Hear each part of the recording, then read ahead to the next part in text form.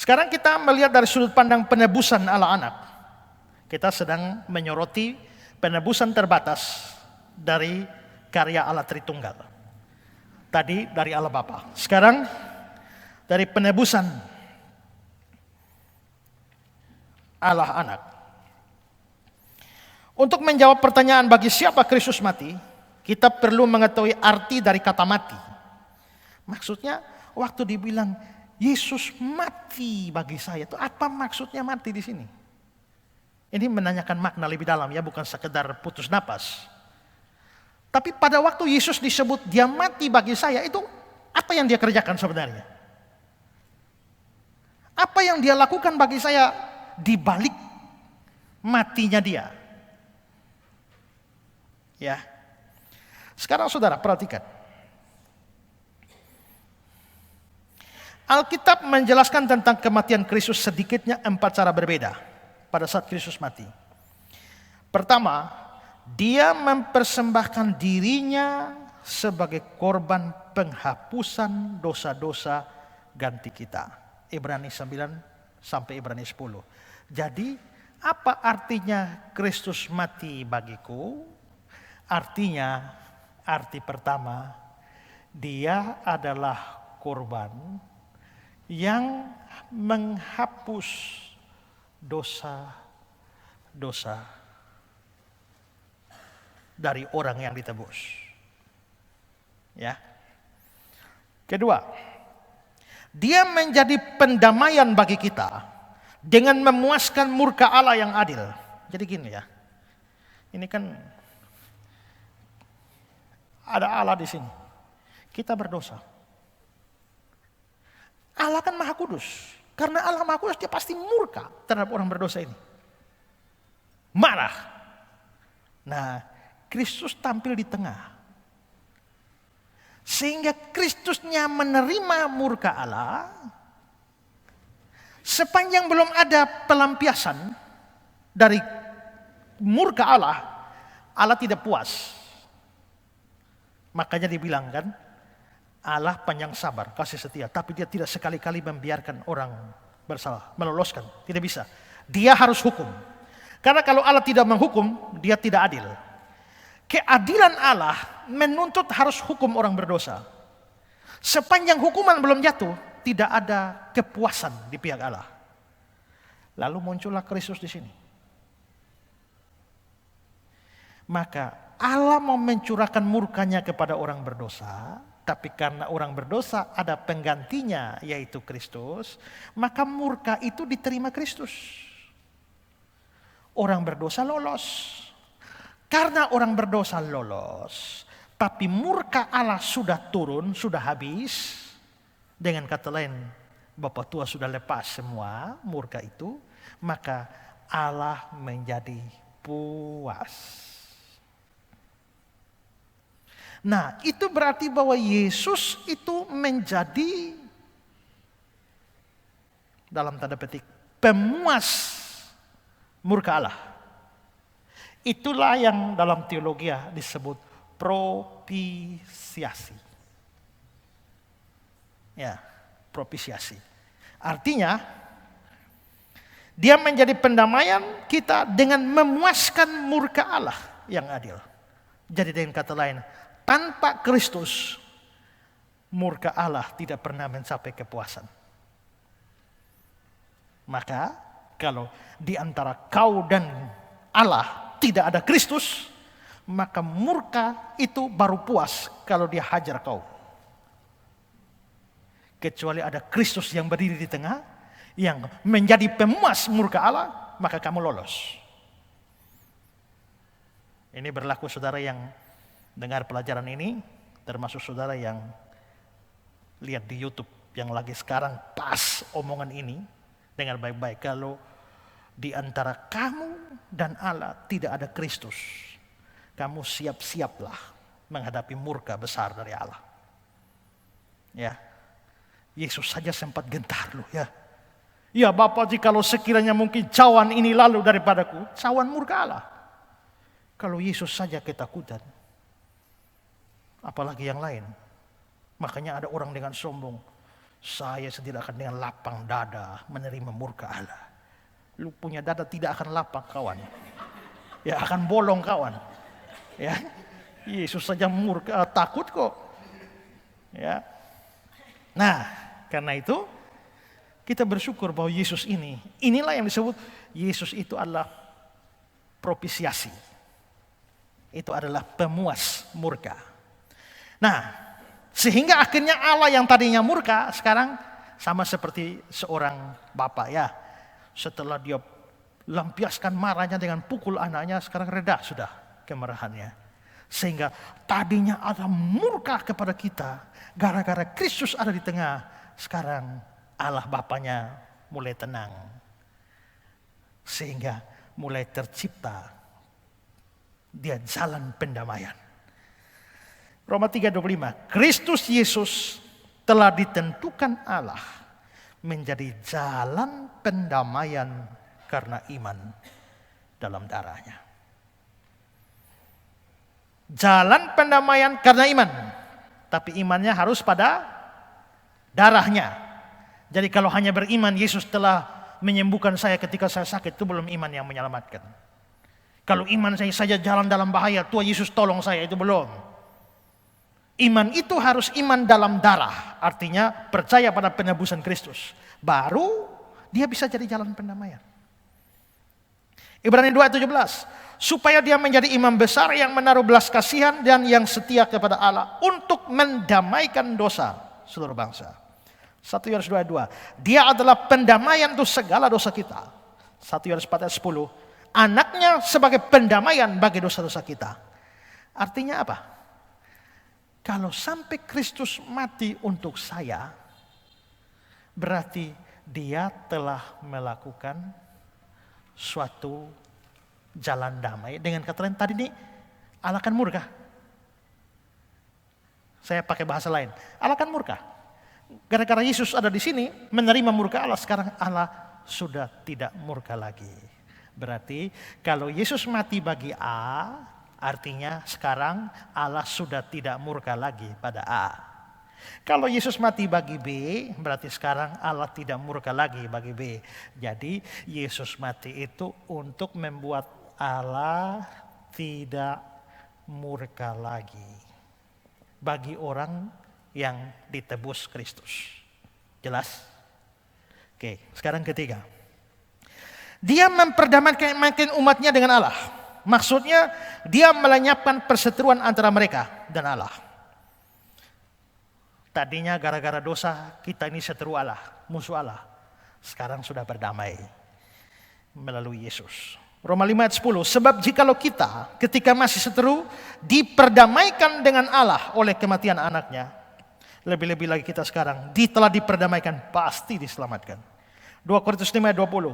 Jadi kami ini adalah utusan-utusan Kristus. Seakan-akan Allah menasihati kamu dengan perantaraan kami. Dalam nama Kristus kami meminta kepada kamu, berilah dirimu didamaikan dengan Allah. Kalau Kristus mati bagi A, berarti A hidup dalam damai dengan Allah. Kalau Kristus mati bagi B, B hidup damai dengan Allah, alias bukan musuh lagi. Sekarang yang keempat. Dia menebus mereka dari kutuk hukum Taurat. Galatia 3:13. Kristus telah menebus kita dari kutuk hukum Taurat dengan jalan menjadi kutuk karena kita, sebab ada tertulis, terkutuklah orang yang digantung pada kayu salib. Kalau Kristus mati bagi A, berarti A sudah tidak dikutuk lagi. Karena sudah bebas dari kutuk. Alias bebas dari kutuk. Nah,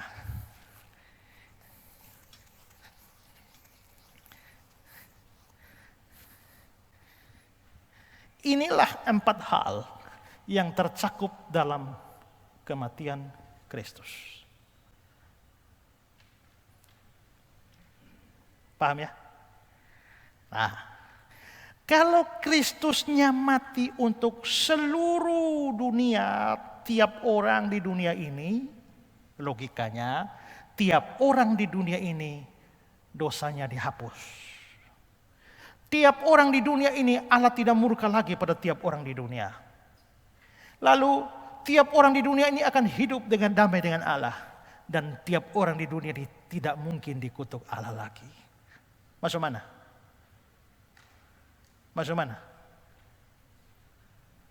Kalau sudah begini, masuk surga atau neraka? Surga pasti. Jadi kalau Yesus mati untuk seluruh orang di dunia, seluruh orang di dunia harus mengalami 1, 2, 3, 4, dan itu berarti seluruh orang di dunia harus masuk surga. Ya, tak mungkin Yesus sudah hapus dosanya, kok masih masuk neraka? Tidak mungkin Allah sudah tidak murka lagi, tapi kok kasih masuk orangnya di neraka?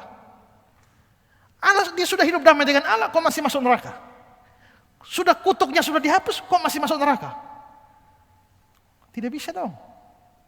Ya, melihat 4 hal ini, tak mungkin Yesus mati untuk semua dunia, seluruh dunia. Ya pasti jadi universalisme. Ya.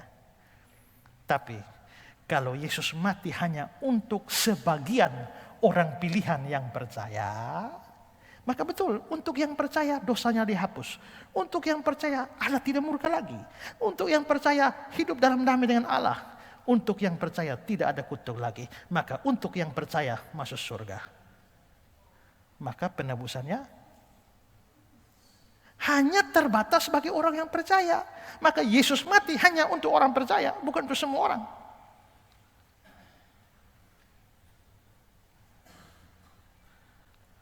Mengerti maksudnya? Ya.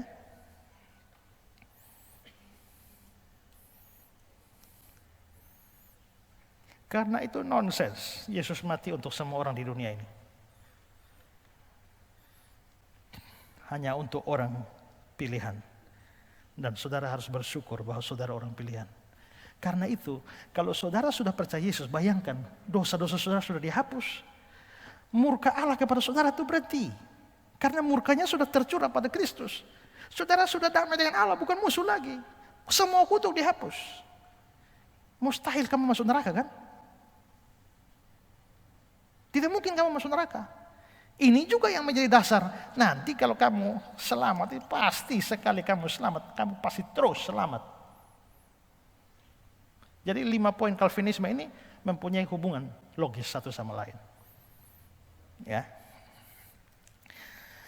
Apakah Kristus secara aktual, bukan hanya secara teori, bukan hanya di atas kertas, tapi secara nyata menebus Yudas dari hukum Taurat dengan jalan menjadi kutuk bagi dia? Kalau Yesus mati bagi Yudas juga, maka untuk Yudas berlaku 4 hal ini. Maka Yudas harus masuk surga. Apakah Yesus mati untuk Raja Herodes? Kalau ya, maka Herodes mengalami 4 ini. Maka Herodes masuk surga.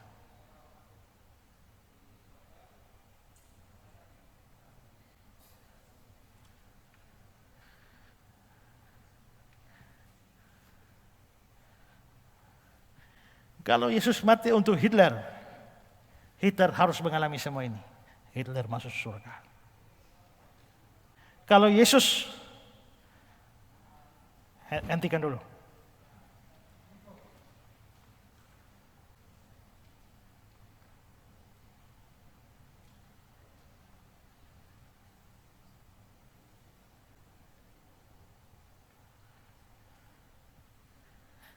Kalau Yesus mati untuk Amma haleluya,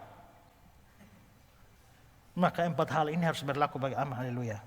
Dan dia pasti masuk surga. Kalau Yesus mati untuk semua orang mengalami ini dan semua masuk surga. Logikanya begitu. Ya. Tentu tidak. Paulus menulis bahwa Kristus dijadikan kutuk demi kita. Yaitu Paulus dan orang-orang Galatia yang percaya. Karena Yudas tidak termasuk kepada Kristus, maka dia berada di neraka di bawah kutuk hukum Taurat. Kristus tidak mati bagi dia. Apakah Kristus sungguh-sungguh secara aktual sebenar-benarnya memperdamaikan Esau dengan Allah Bapa melalui kematiannya atau tidak?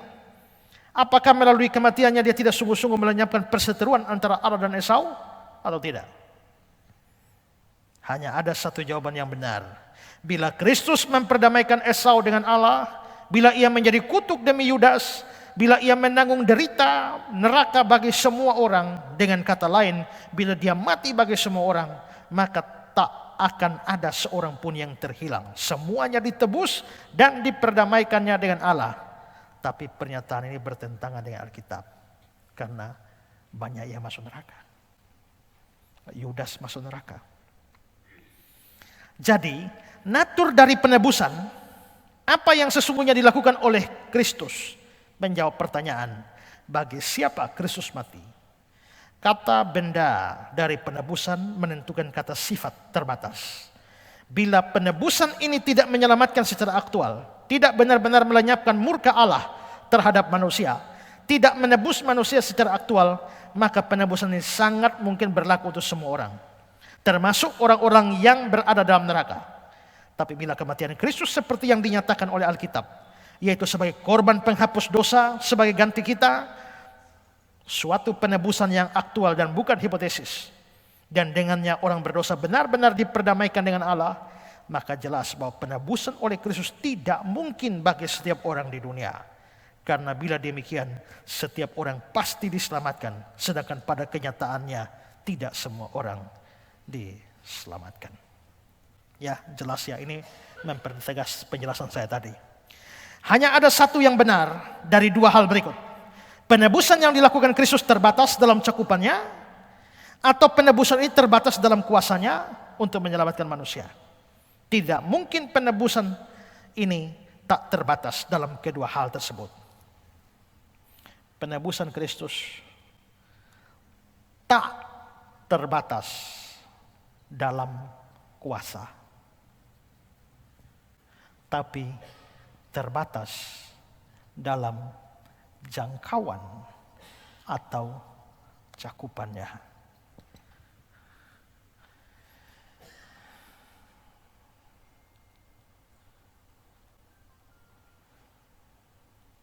Kalau penebusan Kristus tak terbatas dalam jangkauan, artinya Kristus menebus semua orang, tapi ternyata hanya sebagian orang yang selamat. Artinya penebusan Kristus tak terbatas pada jangkauan, tapi menjadi terbatas dalam kuasa. Ngerti? Tidak bisa dua-dua ini sama-sama tak terbatas, tidak bisa. Tinggal menentukan yang mana terbatas, yang mana tidak terbatas.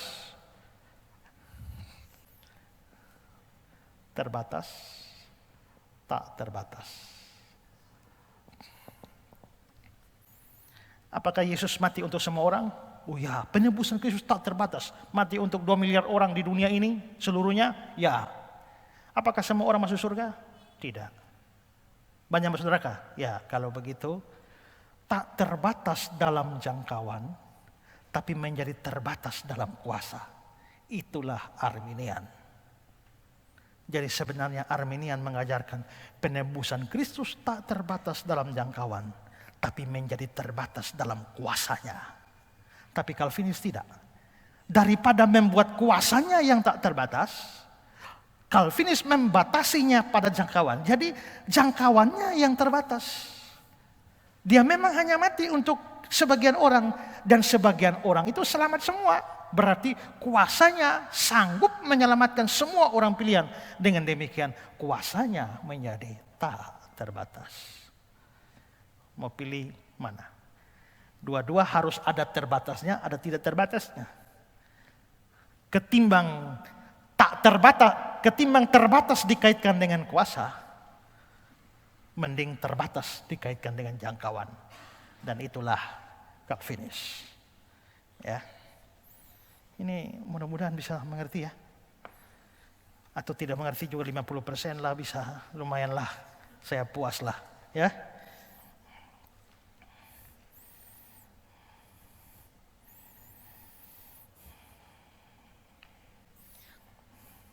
Bila kita menyadari bahwa penebusan ini real dan bukan fiktif, bahwa penebusan ini secara aktual menghapus dosa manusia, maka kita dapat melihat kesalahan terdapat dalam ilustrasi tahanan yang dijatuhi hukuman gantung. Yang tadi itu ya, orang dihukum mati, tapi Andrew Jackson kasih pengampunan tapi tolak pengampunan. Alasan mengapa ilustrasi ini gagal dan tahanan tersebut dapat menolak pengampunan adalah karena pengampunan itu tidak memiliki dasar yang objektif. Bila ada orang lain yang dihukum gantung untuk menggantikan tahanan tersebut, jika ada orang lain yang membayar dan menanggung hukuman baginya, maka negara tidak dapat menjatuhkan dua hukuman atas satu kesalahan. Dalam peristiwa ini, tidak ada pengganti yang demikian bagi tahanan tersebut. Tapi dalam penebusan, pengampunan yang dianugerahkan bukan pengampunan fiktif tanpa pengganti yang nyata. Karena Kristus sungguh telah mati menggantikan orang berdosa yang seharusnya dihukum Kristus menjadi persembahan korban untuk menghapus dosa manusia. Allah menghukum Kristus sebagai ganti orang berdosa yang dikasihinya. Tapi dalam hal tahanan yang dijatuhi hukuman gantung itu tidak ada orang yang menggantikan dia. Bila tahanan itu menerima pengampunan yang diberikan oleh Presiden Jackson kepadanya, tuntutan hukum negara yang tegas dan adil jadi terabaikan. Orang itu mau dihukum gantung.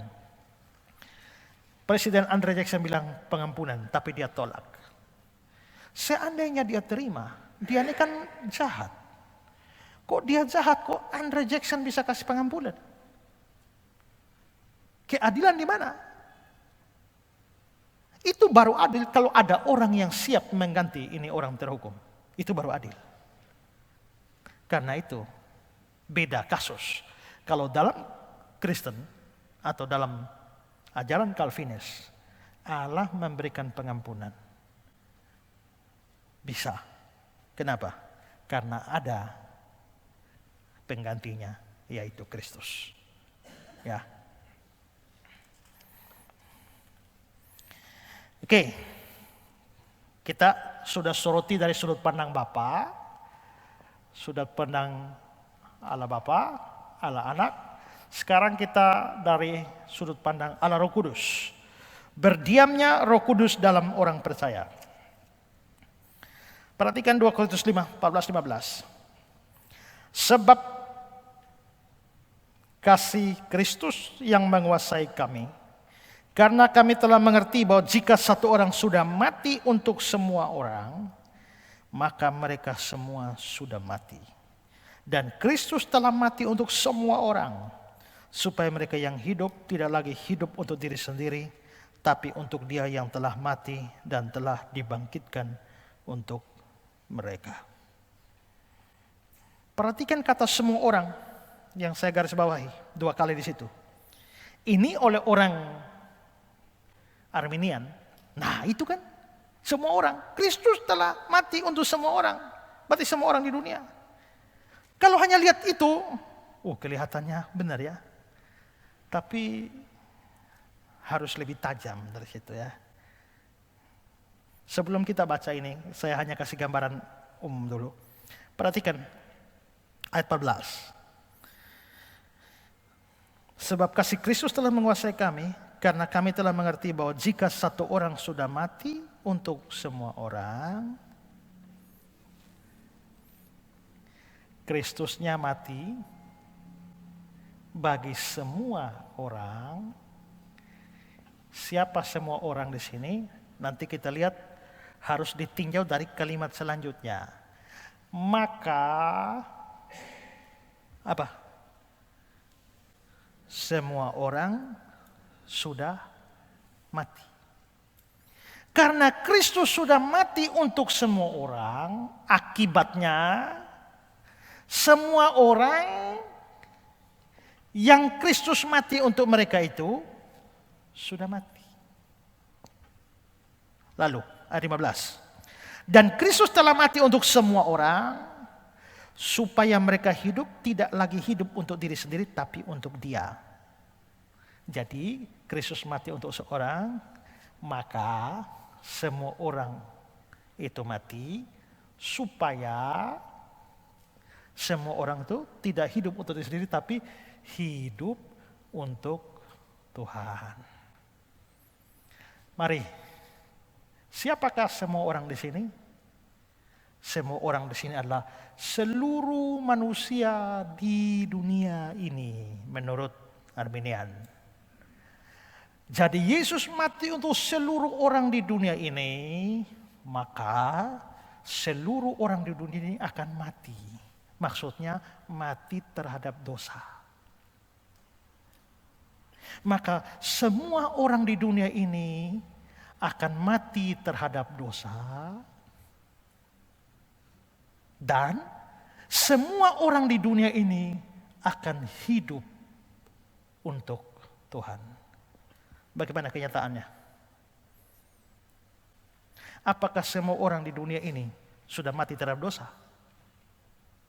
Malah banyak yang hidup dalam dosa. Belum mati terhadap dosa. Apakah seluruh dunia ini akan hidup untuk Tuhan? Tidak. Banyak yang hidup untuk diri sendiri.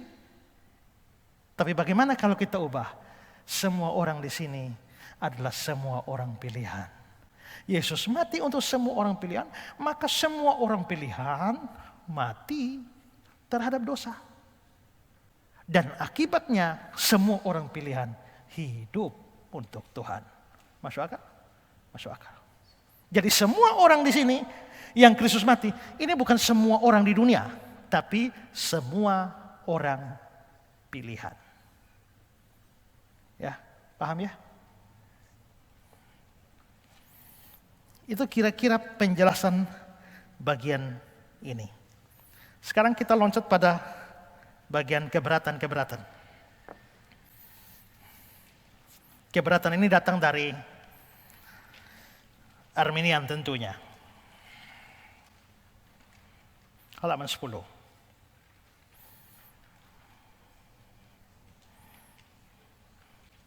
Sorry. Harus ada bagian tentang Roh Kudus yang perlu dijelaskan di halaman 10. Di sini kita melihat rancangan agung dari penebusan. Allah bukan hanya mengasihi semua orang tanpa kejelasan dan tidak memilih mereka dalam kedaulatannya. Dan Kristus juga bukan mati secara tidak pasti untuk semua orang dan hanya menghapus dosa semua umat manusia secara hipotesis tapi secara aktual. Serta Roh Kudus bukan hanya pukul rata menerapkan kematian Kristus bagi semua orang dan menyerahkan kepada manusia untuk menentukan apakah mereka akan diselamatkan atau tidak. Tetapi Alkitab justru mengajarkan sebaliknya, yaitu ada kesatuan dalam karya ketiga pribadi Allah Trinitas. Antara pemilihan oleh Allah Bapa, penebusan oleh Allah Anak, dan berdiamnya Allah Roh Kudus dalam orang percaya. Karena Allah Bapa mengasihi orang-orang tertentu sejak semula. Dia mengutus anaknya untuk mati bagi mereka. Karena kasihnya Allah Anak telah tidak menghilangkan seorang pun yang diberikan Bapa kepadanya, melainkan bersedia menjadi kutuk demi domba-dombanya, umatnya, gerejanya, mempelai perempuannya. Ia secara aktual menyelamatkan mereka, menebus mereka, memperdamaikan mereka dengan Allah Bapa. Kemudian Allah Roh Kudus datang kepada orang-orang telah dipilih oleh Allah Bapa, yang baginya Allah Anak telah mati, dan Dia membuat mereka mati terhadap dosa, serta membangkitkan mereka secara rohani yang kita kenal dengan dilahirkan kembali.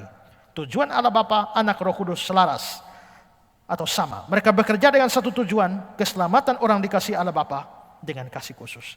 Tadi kan ini kita sebut ini semua orang mati. Mati di sini adalah mati terhadap dosa, terus hidup lagi. Jadi mati, habis itu hidup. Jadi kita ini semua yang percaya Yesus ini kan kita harus mati terhadap dosa, lalu hidup lagi dalam hidup yang baru. Yang ini kita sudah mati terhadap dosa dan hidup untuk Tuhan, ini karya Roh Kudus. Maka kesinambungannya begini. Bapa sejak semula telah memilih sebagian orang untuk diselamatkan. Habis itu Bapa mengutus anaknya Yesus Kristus datang ke dalam dunia untuk mati. Bukan untuk semua orang, untuk orang-orang ini saja. Maka Yesus hanya menebus orang-orang ini saja. Setelah Yesus menebus, Roh Kudusnya akan melahirbarukan orang-orang yang ini saja. Maka berapa misalnya ada 100 juta orang pilihan Allah, Yesus mati hanya untuk 100 juta orang itu. Dan Roh Kudus akan melahirbarukan 100 juta orang saja. Tidak bisa di sini 100 juta, Roh Kudus melahirbarukan banyak orang. Lebih dari 100 juta. Itu artinya Roh Kudus melenceng sendiri. Tidak bisa. Ketiganya mempunyai hubungan kerja yang bagus. Ya. Program kerjanya jalan bagus. Ketua majelisnya seperti ini. Ya, sejalan dengan majelis hariannya, sejalan dengan komisi-komisi. Kalau ketua majelisnya bikin lain, komisi bikin lain, ini namanya melenceng dari tujuannya. Kalau ketua majelisnya lain, bendahara bikin lain, itu namanya melenceng. Ketua majelis bikin lain, sekretaris bikin lain, melenceng.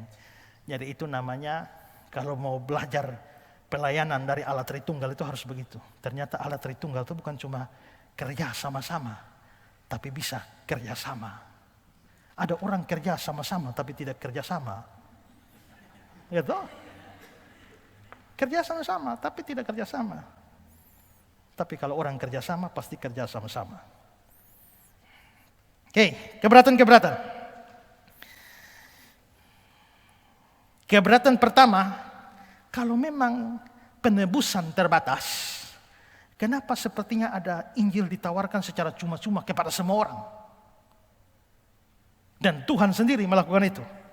Misalnya, Yeskiel 33 ayat 11. Katakanlah kepada mereka, demi aku yang hidup, demikianlah firman Tuhan Allah. Aku tidak berkenan kepada kematian orang fasik, melainkan aku berkenan kepada pertobatan orang fasik itu dari kelakuannya supaya ia hidup. Bertobatlah dari hidupmu yang jahat. Mengapa kamu akan mati, hai kaum Israel? Tuhan tidak berkenan terhadap kematian orang fasik. Nah itu, makanya bertobat, tawaran datang pada semua orang. Bertobatlah. Dalam kitab Yesaya, ayo, hai semua yang haus, marilah dan minumlah. Hai orang yang tidak mempunyai uang, marilah, terimalah gandum tanpa uang pembeli. Makanlah anggur tanpa bayaran. Ini sola gracia itu. Ya.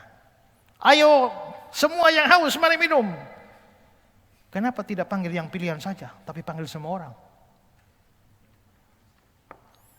Yesaya 55:22. Berpalinglah kepadaku dan biarkanlah dirimu diselamatkan, hai ujung-ujung bumi. Kelihatannya panggilannya untuk semua orang. Yesus sendiri mengatakan, Matius 11 ayat 28. Marilah kepadaku semua yang letih lesu dan berbeban berat, aku beri kelegaan padamu. Yesus panggil semua orang ini, bukan cuma orang pilihan saja.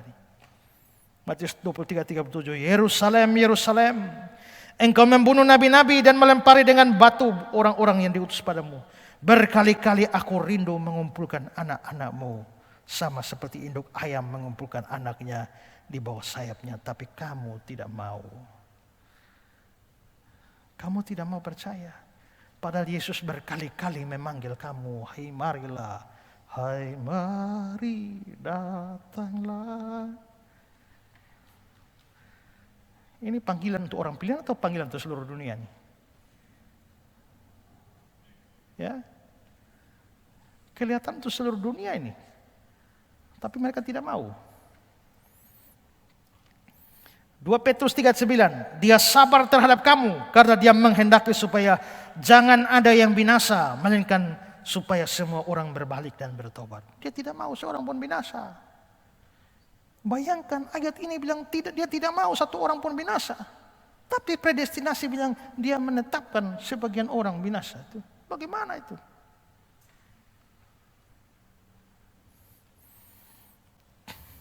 Wahyu 22:17. Roh dan pengantin perempuan itu berkata, marilah. Dan barang siapa mendengarnya, hendaklah dia berkata, marilah. Dan barang siapa haus, hendaklah dia datang. Barang siapa mau, hendaklah dia mengambil air kehidupan dengan cuma-cuma. Siapa yang mau? Siapa saja yang mau, mari. Jadi, kelihatannya ada tawaran yang diberikan. Tawaran Injil yang diberikan secara universal. Cuma-cuma kepada semua orang. Dan bukan cuma untuk orang pilihan. Bagaimana kedua pernyataan itu dipadukan? Di satu pihak, Allah menetapkan untuk menyelamatkan hanya orang-orang tertentu. Di pihak lain, Allah dengan tulus menawarkan keselamatan pada semua orang. Bukankah ayat-ayat di atas menunjukkan bahwa Kristus mati bagi semua orang? Karena bila ia dengan tulus menawarkan keselamatan pada semua orang, maka dia tentu menyiapkan keselamatan bagi mereka semua. Itu bunyi keberatannya seperti itu. Di sini kita menjumpai kembali masalah mendasar tentang Allah. Saya membaca Palmer, saya kira memang Palmer tidak terlalu mungkin dia membuat buku ini itu hanya memang untuk orang awam supaya lebih mudah dipahami. Ya, tapi dia tidak memberikan seluruh penjelasan argumentasi yang kuat. Tapi yang ini kan kita sudah pernah pelajari. Jadi ini dia memberikan jawaban yang lebih lebih lembut lah, tidak terlalu argumentatif di sini. Dia bilang begini, di sini kita menjumpai kembali masalah mendasar tentang Allah. Jalannya jauh tinggi di atas jalan kita, dan pemikirannya jauh tinggi di atas akal budi kita. Bagi manusia tampaknya kedua kebenaran di atas tidak mungkin diselaraskan karena keduanya saling bertentangan. Tapi Alkitab firman Allah yang sempurna dan tidak mungkin salah. Karena kedua kebenaran itu dinyatakan oleh Alkitab sendiri, keduanya harus kita terima. Kita harus mengakui kenyataan bahwa kita tidak mampu memahami Allah dan jalan-jalannya. Kita harus dengan rendah hati mengakui bahwa ciptaan tak dapat memahami sepenuhnya akan pikiran pencipta. Kita hanya dapat bertanya, apakah benar Allah membuat kedua pernyataan ini yang tampaknya saling bertentangan? Bila kedua pernyataan itu ada dalam Alkitab seperti pendapat kaum Calvinis, maka pendapat itu harus diterima. Kita tidak seharusnya berkata bahwa kita hanya akan menerima hal-hal yang dapat dipahami oleh akal budi kita yang terbatas itu. Karena dengan demikian secara otomatis kita menghapus kemungkinan-kemungkinan Allah yang Allah miliki karena Allah tidak terbatas. Dia jauh lebih besar daripada akal budi manusia. Tidak mungkin dipahami oleh akal budi manusia yang serba terbatas. Maksudnya begini, kok di sini bilang tidak menghendaki seorang pun binasa. Tapi ajaran soal pemilihan, aku mengasihi Yakub dan membenci Esau. Tidak seorang pun binasa selain dia yang ditentukan untuk binasa.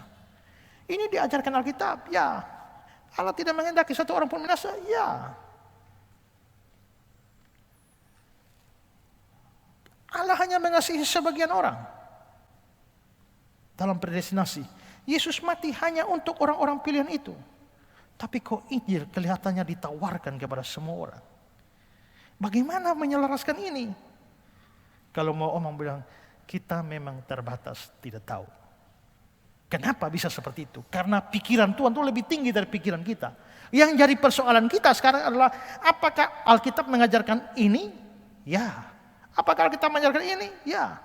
Bagaimana mengharmoniskannya itu urusan lain. Yang penting Alkitab ajarkan. Kita tidak harus tahu semua hal. Karena pikiran kita terbatas. Kalau kau mau tahu semua hal, artinya kamu menyebabkan alam menjadi terbatas dan kau yang tidak terbatas.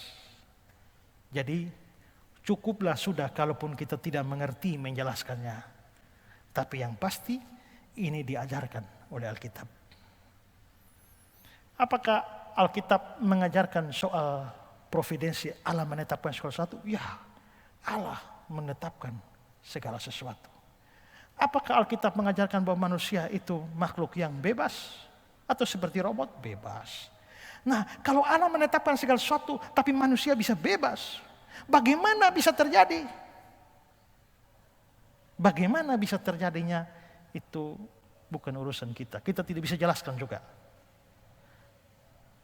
Ya.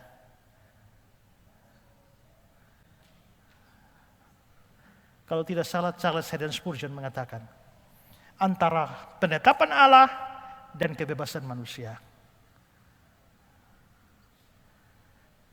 Seringkali kita lihat ketetapan Allah, kebebasan manusia. Kok baku tabrak?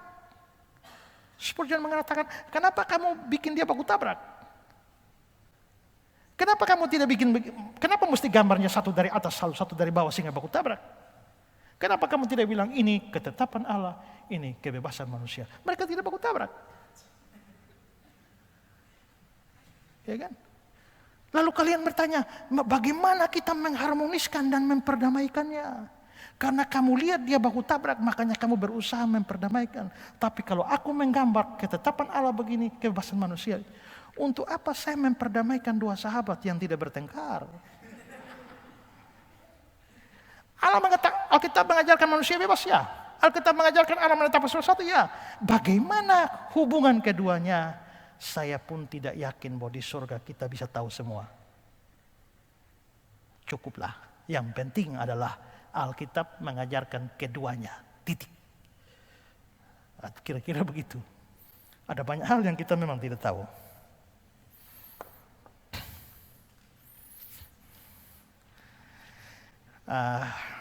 Kalau saya punya pendapat, memang mengapa itu dilakukan? Itu memang kita agak sukar mencari alasannya. Tapi bahwa Injil ditawarkan kepada semua orang dari sudut pandang kita, ditawarkan saja pada semua orang. Berapa yang akan datang? Ini Injil memanggil semua, marilah, marilah, marilah. Seolah-olah semua orang bisa datang. Tapi kita yang belajar predestinasi tahu bahwa yang datang itu adalah orang pilihan. Itu saja. Kalau kita panggil marilah, marilah sampai mulut berbusa, dia tidak datang-datang juga. Sampai akhirnya dia mati tidak datang juga. Oh, ini memang kaum reprobate. Dia memang tidak ditentukan untuk selamat. Tapi karena saya mau menginjili saudara, ini saya tidak tahu yang mana yang pilihan, yang mana yang bukan. Kalau saya berasumsi bahwa ini pilihan, panggil-panggil, ternyata pilihan ada di sana. Ya. Jadi daripada saya bingung seperti itu, saya panggil semua. Yang di sana marilah, yang di sana marilah, marilah, marilah. Ternyata yang datang cuma ini semua. Oh, berarti itu semua kaum yang ditentukan binasa. Ya, nah, jadi ini hanya sudut pandang kita. Jadi memang makanya dalam hal ini ya, STI itu kalau stan jelas warnanya Arminian. Kalau seperti reform, sekolah-sekolah reform jelas Calvinis. Tapi kalau STI begitu dia kan sekolah interdenominasi. Jadi dia tidak mau menunjukkan warna aslinya. Abu-abu begitu. Ya. Saya ini omong karena saya ini mempunyai paham reform, tapi sekolah di sekolah Arminian dan sekarang mengajar di sekolah abu-abu. Ya. Tapi kalau ditelusuri, dikejar, mereka harus akui bahwa mereka berpaham Calvinis. Hanya tidak mau mengakui. Kenapa? Karena interdenominasi. Begitu. Tapi kalau diburu begitu. Saya pernah dulu dengan Pak Nur, sebenarnya bagaimana Pak Nur? Pendapat Pak Nur. Ya Calvinis lah. Makanya Dr. Chris Marantika satu kali berkhotbah. Undang siapa malam ini boleh datang dan bertobat, percayalah kepada Kristus, ambil keputusan sekarang. Siapapun saudara, ambil keputusan. Selesai dia berkhotbah di Amerika, ada orang tanya, kamu itu Calvinis atau Arminian? Dia susah jawab. Dia pikir lama, terus dia bilang begini, when I pray, I am an Calvinist. Ketika saya berdoa, saya seorang Calvinis. Tuhan, semua hanya karena Engkau. Hamba tidak sedikit pun. Hamba bisa percaya pun karena Engkau memilih, mengaruniakan iman. Semua dari Engkau. But when I preach, I am an Arminian. Tapi ketika saya berkhotbah, saya seorang Arminian. Datanglah siapapun juga, ambil keputusan malam ini. Keselamatanmu tergantung keputusanmu malam ini. Itu kan Arminian. Jadi ketika saya berdoa, saya Calvinis. Ketika saya berkhotbah, saya Arminian. Ya.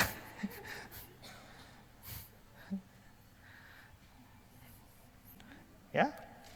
Jadi bahwa kita berkhotbah, tak usahlah memusingkan ini orang pilihan atau tidak, pokoknya hambur saja. Ya. Berapa yang percaya itu orang pilihan Tuhan. Yang tidak percaya saat itu belum tentu bukan orang pilihan. Karena hari ini kau tabur Injil, mungkin 10 tahun ke depan baru dia bertobat. Dia orang pilihan. Jadi kita bisa tahu siapa orang pilihan, yaitu mereka yang datang dan percaya. Tapi kita belum tahu orang bukan pilihan sampai dia mati. Kalau dia mati tanpa menerima panggilan itu, Injil itu, itu orang bukan pilihan. Ya. Oke. Pernyataan-pernyataan yang bersifat universal. Keberatan terhadap penebusan terbatas kadang-kadang didasarkan pada pernyataan-pernyataan Alkitab seperti Kristus adalah pendamaian untuk dosa seluruh dunia. 1 Yohanes 2 ayat 2. Dialah benar-benar juru selamat dunia. Yohanes 4 ayat 42. Yang menghapus dosa dunia. Yohanes 1 ayat 29. Kristus sudah mati untuk semua orang. 2 Korintus 5 ayat 14-15. Dia telah menyerahkan dirinya sebagai tebusan bagi semua manusia. 1 Timotius 2 ayat 6. Kesimpulannya, bila Kristus mati untuk semua orang, maka artinya dia bukan untuk sejumlah orang yang terbatas. Itu pandangan Arminian. Ayat-ayat yang universal, menyatakan universal. Argumentasi kami terhadap keberatan ini adalah kenyataan bahwa seringkali Alkitab menggunakan kata dunia atau semua dalam pengertian terbatas. Dunia tidak selalu berarti bahwa seluruh dunia. Semua tidak selalu berarti bahwa semua individu di dunia ini. Penerapannya terbatas. Tahu dari mana? Lihat konteks. Itu menentukan. Ya. Kata-kata ini harus selalu ditafsirkan dalam konteks terang Alkitab secara keseluruhan. Kita juga melakukan hal yang sama pada saat kita membaca mengenai peristiwa yang terjadi di sekitar kita. Misalnya, bila surat kabar memberitakan ada sebuah kapal tenggelam, tapi semua orang dapat diselamatkan. Maka kata semua orang berarti semua orang yang berada dalam kapal itu, bukan semua orang di dunia. Karena konteksnya bicara kapal tenggelam, semua orang selamat, ya jangan kapal tenggelam di Sabu, semua orang di Amanuban selamat. Loh, tidak. Semua orang artinya semua orang di kapal itu. Jadi semua itu bisa terbatas. Nah, demikian juga kalau Alkitab bilang semua atau dunia, bisa konteksnya terbatas. Waktu cerita Yesus mau lahir, Kaisar Agustus mengadakan sensus di seluruh dunia. Ya, Lukas 2. Pada waktu itu Kaisar Agustus mengeluarkan suatu perintah, menyuruh mendaftarkan semua orang di seluruh dunia. Inilah pendaftaran pertama kali diadakan sewaktu Kirenius menjadi wali negeri di Syria. Maka pergilah semua orang mendaftarkan diri. Semua orang daftar. Orang Jepang ikut. Orang India ikut. Ya. Orang Jerman ikut. Cina ikut. Inggris ikut. Tidak. Kalau begitu, Kaisar Agustus mengadakan sensus di seluruh dunia. Itu bukan berarti dunia universal. Tapi dunia Romawi. Karena dia kan Kaisar Romawi. Semua orang mendaftarkan diri, bukan berarti semua orang di dunia, tapi semua warga negara Romawi. Maka semua orang di situ terbatas, bukan seluruh dunia. Paulus 2 kali menyatakan segala sesuatu halal. Ya, 1 Korintus 6 ayat 12. Segala sesuatu halal bagiku. 1 Korintus 10 ayat 23. Segala sesuatu diperbolehkan. Segala sesuatu diperbolehkan. Tapi kita mengetahui dari bagian-bagian surat-surat yang lain, tidak semua hal diperbolehkan. Paulus jelas tidak memperbolehkan dirinya berbuat dosa. Segala sesuatu halal bagiku, segala sesuatu diperbolehkan. Itu bukan berarti, kalau segala sesuatu diperbolehkan, segala sesuatu, ya, berarti berzina boleh, mencuri boleh, korupsi boleh, ini kan. Tidak. Segala sesuatu diperbolehkan, itu terbatas konteksnya, ya, terbatas konteksnya. Ketika Yesus berkata, Yohanes 12 ayat 32, dan apabila aku ditinggikan dari bumi, aku akan menarik semua orang datang padaku. Kalau Yesus ditinggikan, dia pasti menarik semua orang. Semua orang ini, semua orang di dunia. Kalau Yesus tarik semua orang di dunia, artinya semua orang di dunia akan percaya Yesus. Tidak ada lagi Islam, Hindu, Buddha, Konghucu, dan lain sebagainya. Semua orang percaya Yesus. Tapi pastilah semua orang itu bukan semua orang di dunia. Kan orang datang pada Yesus artinya semua orang, jadi datang pada Yesus kan percaya. Artinya semua orang pilihan, ya. Semua orang pilihan. Atau bisa berarti semua orang dari segala bangsa non-Yahudi, dari bangsa-bangsa lain jadi percaya. Demikian juga dalam 1 Korintus 15 ayat 22, Paulus menggunakan istilah yang kelihatannya bersifat universal. Karena sama seperti semua orang mati dalam persekutuan dengan Adam, demikian pula semua orang dihidupkan kembali dalam persekutuan dengan Kristus. Di sini kita melihat jelas bahwa setiap orang di dunia mati dalam persekutuan dengan Adam. Tapi jelas bagi kita bahwa tidak setiap orang mati dalam persekutuan dengan Kristus. Ada banyak orang yang tidak disalibkan bersama Kristus. Bahkan orang-orang itu membenci dia. Jadi jelas, tidak berarti semua. Dengan melihat ada begitu banyak ayat yang masih dapat ditambah lagi, di mana semua bukanlah semua, dalam arti setiap orang di dunia, maka tidak mungkin bagi kita untuk tanpa perenungan yang mendalam menyatakan bahwa ayat-ayat itu membuktikan Kristus mati bagi setiap orang. Konteks dari ayat-ayat itu harus dipelajari dengan teliti. Bila kita meneliti konteks dari Roma 8 ayat 32, 2 Korintus 5 14-15, jelas kita lihat bahwa yang dimaksudkan Paulus adalah bahwa Kristus mati untuk atau bagi semua orang pilihan Allah. Pada bagian lain dari Alkitab, kata dunia dan semua menunjukkan kepada semua orang percaya, seluruh gereja dan dunia internasional di luar Israel. Sebagai contoh, 1 Yohanes 5 ayat 2 ya. Dia adalah pendamaian untuk segala dosa kita. Bukan untuk dosa kita saja, tapi untuk dosa seluruh dunia. Bukan berarti dia pendamaian untuk dosa kita dan dosa seluruh dunia. Bukan dia dosa kita orang percaya, dan dosa seluruh dunia orang tidak percaya. Bukan. Dia adalah pendamaian untuk dosa kita, maksudnya kita orang Yahudi, dan dosa seluruh dunia. Yaitu orang Yahudi yang percaya, dan dosa seluruh dunia, yaitu seluruh dunia yang percaya. Jadi bukan dunia yang tidak percaya. Konteksnya orang percaya. Terakhir, hambatan-hambatan dalam penginjilan. Jadi ingat ya, Yesus tidak mati untuk semua orang. Pada waktu saya nginjili seseorang, apakah saya tahu dia orang pilihan atau bukan? Kalau saya mau nginjili Pak Lomi, saya tidak tahu ini orang pilihan atau bukan.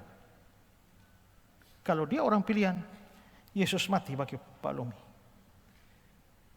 Tapi kalau Pak Lomi ternyata bukan orang pilihan, Yesus tidak mati bagi Pak Lomi. Bisakah saya menginjili Pak Lomi? Percayalah pada Yesus. Yesus sudah mati bagi Pak Lomi 2000 tahun yang lalu. Boleh?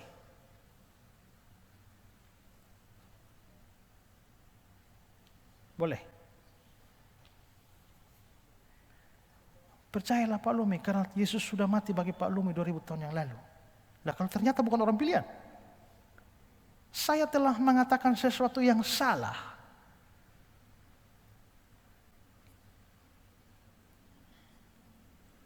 Coba lihat penjelasan dari Palmer. Sebagian orang berpendapat bahwa bila seorang penginjil tidak dapat menyatakan pada pendengarnya Kristus mati bagimu, maka keefektifan penginjilan dan itu untuk memenangkan jiwa akan sangat berkurang. Kalau kita bilang Yesus mati untukmu, ketemu si B, Yesus mati untukmu, Yesus mati untukmu, maka Injil lebih efektif, banyak orang lebih percaya. Kalau kita merasa bahwa Yesus yang belum tentu mati untuk dia, saya tidak usah omong, berarti penginjilan menjadi berkurang efektivitasnya. Nah, Palmer bilang begini, jawaban kita terhadap pendapat ini adalah, bila kita harus memilih, maka lebih baik menyatakan yang sebenarnya, meskipun hanya memenangkan sedikit petobat, daripada memenangkan banyak petobat dengan kebohongan. Wah, lebih baik kita menyatakan yang benar, dapat sedikit orang, daripada dapat banyak orang tapi menyatakan tidak benar. Tujuan kita tidak boleh menghalalkan cara-cara yang tidak benar. Bila Alkitab menyatakan bahwa Kristus mati bagi orang-orang pilihan, maka pengabar Injil tidak boleh bertindak sebagai Allah dengan menyatakan bahwa dia mengetahui semua pendengarnya adalah orang-orang pilihan Allah dan bahwa Kristus mati bagi mereka. Dia sesungguhnya tidak mengetahui hal itu dan tidak boleh berkata seperti itu. Jadi kalau saudara masih nginjili orang, belum tahu ini orang pilihan atau bukan, nanti kan lihat respon dia dulu. Kalau dia percaya baru dia orang pilihan. Kalau tidak percaya kan belum tentu orang pilihan. Jangan buru-buru mengatakan, Yesus mati bagimu 2000 tahun yang lalu. Ya, padahal kamu katakan sesuatu yang kamu sendiri tidak yakini. Ya. Hendaknya juga disadari bahwa keefektifan dari penginjilan tidak tergantung dari pernyataan Kristus mati bagi Anda yang tidak berdasarkan pada Alkitab. Anda tidak akan pernah mendengar pernyataan seperti itu misalnya dari George Whitefield atau Charles Spurgeon. Ini dua orang pengkhotbah yang hebat, tapi juga dua orang teolog Calvinis. Mereka tidak pernah omong itu, tapi siapa meragukan bahwa mereka telah memenangkan banyak orang? Ya. Meskipun demikian, buah penginjilan mereka sungguh luar biasa. Perlu kita ketahui bahwa dalam Alkitab tidak terdapat pernyataan seperti tersebut. Kita cukup menyatakan secara sederhana kepada orang yang belum bertobat. Kristus mati untuk menebus dosa manusia. Dia mengorbankan dirinya bagi orang-orang berdosa seperti Anda dan saya. Maksudnya seperti Anda dan saya. Ini bukan orang pilihan. Seperti Anda orang berdosa, seperti saya orang berdosa. Ya, bila Anda ingin diselamatkan, percayalah kepadanya. Tindakan ini merupakan tanggung jawab Anda, dan Allah menawarkan bagi Anda keselamatan secara cuma-cuma di dalam Yesus. Percayalah kepadanya. Itu pernyataan penginjilan. Pernyataan seperti ini alkitabiah dan sangat efektif. Pendeta baptis terkenal Charles Spurgeon adalah satu contoh dari betapa efektifnya seorang pengkhotbah tanpa melunturkan ajaran-ajaran Calvinisme yang alkitabiah. Lebih lanjut, penebusan terbatas bukan hambatan terhadap penginjilan, tapi justru merupakan pendorong yang besar bagi penginjilan tersebut. Karena bila kita percaya pernyataan Alkitab bahwa menurut naturnya setiap manusia adalah manusia yang rusak, tapi Allah memilih orang-orang dari setiap bangsa, suku dan kelompok, dan Kristus telah menebus orang-orang pilihan itu, maka kita akan sungguh-sungguh didorong mengabarkan Injil. Pada akhirnya, penginjilan bukan merupakan usaha yang sia-sia. Pasti ada hasil. Kita hanya perlu melakukan tugas kita, mengabar Kristus kepada orang-orang belum mengenal Dia. Karena penebusan Kristus telah menghapus dosa orang-orang pilihan, maka mereka pasti akan memberi tanggapan benar kepada pekabaran Injil. Orang-orang dari setiap suku, bahasa akan menjadi percaya karena Kristus telah mati bagi mereka. Karena itu menginjil itu kalau orang tidak percaya tak usah terlalu putus asa. Karena kalau memang dia bukan orang pilihan, kau jago penginjilan bagaimanapun juga tidak akan bisa memenangkan dia kok. Tapi kalau dia orang pilihan dan Tuhan mau pakai saudara, sebuah pernyataan yang sederhana bisa mempertobatkan seorang penjahat kaliber manapun. Ya. Bayangkan si Agustinus hidup dalam dosa, perzinahan yang hebat. Tapi duduk-duduk di taman, tiba-tiba satu anak kecil menyanyi, tole lege, tole lege, tole lege, ambillah, bacalah, ambillah, bacalah. Ini anak kecil di taman menyanyi, ambillah, bacalah, ambillah, bacalah. Dia ambil Alkitab lalu baca, buka begini langsung baca. Baca kena ayat mana tuh yang bilang, marilah kita tinggalkan hidup yang gelap. Dan seterusnya masuk pada pertobatan. Agustinus langsung bertobat. Hanya karena mendengar anak itu menyanyi di taman. Anak itu melakukan apa? Kalau Tuhan mau memenangkan orang lewat kita, tidak terlalu butuh kehebatan kita. Agustinus bertobat lewat anak kecil itu dan menjadi pemikir Kristen yang besar sekali. Agustinus sampai Pilsaf dalam bukunya History of Christian Religion mengatakan besarnya Agustinus itu boleh dibilang bahwa sejak Rasul Paulus mati belum pernah ada teolog di dalam kekristenan sebesar Agustinus. Pemikiran Agustinus ini luar biasa. Agustinus yang pertama memikirkan dari teolog-teolog ini ya, soal doktrin tentang pilihan, Agustinus mempengaruhi John Calvin. Jadi paham Calvinisme itu juga tidak murid dari Calvin, karena dia mempopulerkan dan mengembangkan. Tapi idenya itu dia ambil dari Agustinus. Ya. Tapi selama hidup, Agustinus punya musuh bebuyutan dalam doktrin, namanya Pelagius. Maka dalam level ini, Agustinus berhadapan dengan Pelagius. Waktu zaman John Calvin muncul tantangan dari Jacobus Arminius, teolog Belanda. Calvin tidak pernah berhadapan dengan Jacobus Arminius ini. Karena Calvin punya tangan kanan namanya Theodor Beza, sahabatnya Calvin. Setelah Calvin mati, Beza lah yang mengajar teologi Calvin.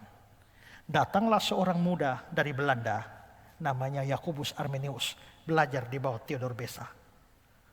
Belajar di bawah Theodor Beza, lalu dia karena Beza mengajar Calvinisme, Arminius tidak menerima teologi Calvin yang diajarkan Beza. Berontaklah dia. Di sini ada 5 poin Calvinisme. Arminius memberontak dengan membangun 5 poin Arminian. Di sini disebut tulip. Ini namanya remonstrant. Maka diadulah seolah-olah John Calvin berhadapan dengan Jacobus Arminius. Padahal mereka tidak pernah berhadapan langsung. Dan kalau sampai ternyata Jacobus Arminius muncul zaman Calvin masih hidup, pasti debat. Karena Calvin meladeni debat banyak sekali. Ya. Belakangan dari Jacobus Arminius ini muncul teolog besar lain, namanya John Wesley dari Inggris. Ya, John Wesley dari Inggris dengan Wesley bersaudara, John Wesley dan Charles Wesley. Tapi dalam teologi lebih muncul John Wesley. Dan John Wesley ini dari jalur sini muncul seorang namanya George Whitefield. Maka di sini ada Agustinus versus Pelagius, Calvinisme versus Arminian, George Whitefield versus John Wesley. Silahkannya Whitefield dan Wesley satu gereja. Pelayanan satu gereja. Dan mereka punya gereja cabang. Mereka ada gereja cabang. Giliran John Wesley pergi tugas di gereja cabang, Whitefield yang khotbah. Wesley pulang semua sudah Calvinis. Giliran Whitefield yang tugas ke gereja cabang berapa bulan, Wesley yang khotbah, dia pulang semua sudah Arminian. Perseteruan itu panjang. Sampai akhirnya George Whitefield mati duluan. Dan yang memakamkan adalah John Wesley. Di liang lahat, John Wesley berkata, kalau ada musuh saya paling besar di dalam teologi adalah George Whitefield. Tapi kalau ada sahabat saya paling baik di dalam kekristenan, itu adalah George Whitefield. Selamat jalan musuhku, selamat jalan sahabatku. Aku memakamkan engkau di dalam nama Bapa, Anak, dan Roh Kudus. Wah.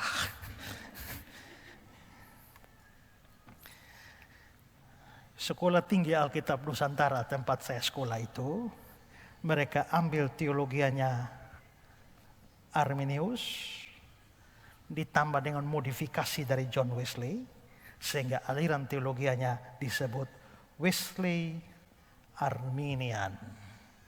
Dari Wesley ini, kaum Puritan, muncullah gereja-gereja Wesleyan yang sekarang ada, ya, dan juga gereja Metodis, gereja Wesleyan, gereja Metodis, gereja Nazaren, semua itu berhaluan